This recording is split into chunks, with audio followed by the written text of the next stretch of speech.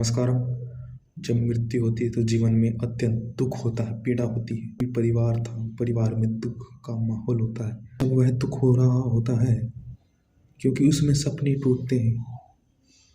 जीवन की जो परिवार में पूर्वजों ने जो परिश्रम किया था, जो सपने देखे थे, वह अब देखेगा। तो लगता है कि सपने पूर्ण होने से पहले ही खत्म हो गए, परंतु सपने तो तब तक सपने हैं जब तक वे पूर्ण नहीं हुए। अगर पूर्ण हो गए तो वह तो हकीकत हुई ना।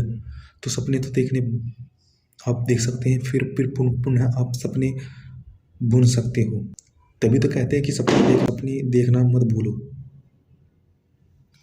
कहते हैं कि सपने देखना न छोड़ो। वो जो व्यक्ति चला गया वो उसकी तो आत्मा है, वह तो आत्मा तो बेहोश होकर के वापिस पुनः जो जन्म लेती है, उसको तो ज्ञात नहीं कि मैं कहाँ से आया हूँ। वह तो जात नहीं कि मेरे पुत्र पिता कौन थे, क्योंकि हम इस जन्म में भी जब नहीं जानते कि हमारे पूर्व जन्म में पिता कौन थे, तो ये जीवन मरण का दुख तो रोने का तो चलता रहता है। उस व्यक्ति को तो पुनः इसे ही अपनी जीवन प्रारंभ करना है, जैसे कि कोई खेल में पुनः स्टार्ट करना पड़ता है। तो वह तो अब वह भाव नहीं रहा। वह तो व्यक्ति जाता है, उसकी सी केवल बल रह जाता है। तो आप भी अपना बल, उसके जाने से आप भी अपना बल न्यून न करें, कि बल ही तो है कि पुनः आपको उस रूप में नया भाई मिल जाता है, नया पिता मिल जाता है, नए किसी को नए पुत्र मिल जाते हैं। कि ये आत्मा, वो आत्मा तो गई, वो आत्मा तो अब पुनः से जीवन प्रारंभ कर रही है।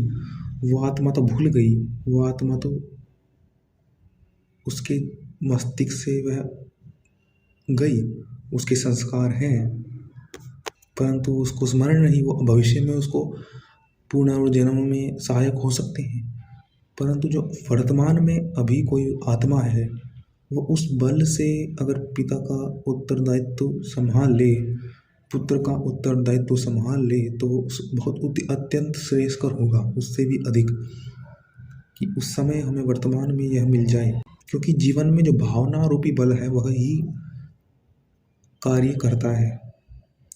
कि जिस प्रकार मैं जो सीखने के लिए आया था, अब पुनः जा करके पुनर्जन्म में सीखूंगा, उससे मेरे में क्या विकसित होगा, जिससे कि मैं पूर्ण दुख से दूर होकर के मोक्ष में जाता है व्यक्ति। मोक्ष में तो वही यही है कि पूर्ण रूप से जब मैं ये बल मुझे अन्य व्यक्ति से प्राप्त हुआ, भाई के रूप में अन्य व्यक्ति प्राप्त हुआ, पुत्र के रूप में अन्य व्यक्ति प्राप्त हुआ, तो वह आत्मा हमारी अपनी हुई। बेटी के रूप में हमें अन्य प्राप्त हुई, एक चली गई तो दूसरी आ गई।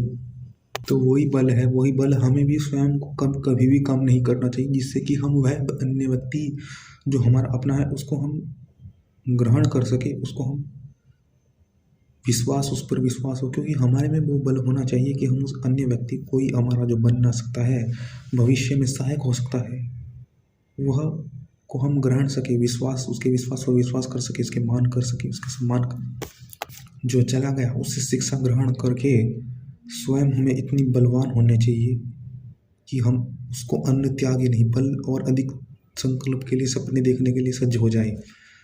जैसे कि कोई किसी बड़े राजा के यहाँ कोई पिता मर जाता है, तो वो कमज़ोर नहीं होने देता अपने मंत्री लोग उस राज्य को, जिससे कि बाहरी शत्रु उस पर आक्रमण न करे। इसलिए वह उनको रुलाता है शत्रुओं को। जैसे कि श्री राम जी के पिता मर गए थे, तो वह अपने आप को कमज़ोर नहीं होने दिया था श्री राम जी ने, भगवान ने। वह उनके विचारों से प्रभावित होकर के वन यात्रा गए और राक्षस का विध्वंस किया, और श्री भरत ने यथावत राज्य का पालन किया। राज्य में कभी सती नहीं होने दी। मंत्रियों ने भी उन्हें सांत्वना प्रदान की कि ये बाहरी आंतरिक कमजोरी तुम्हारी बाहर के व्यक्ति शत्रु को न प्रदर्शित हो, इसलिए उन्होंने यह विशेषकर ध्यान रखा। वे स्वयं आंतरिक से और बलवान हुए, जिससे कि उन्हें अपना मंतव्य मिला और वे आगे बढ़े। तो ये स्वयं आंतरिक बल युक्त होना है हमें।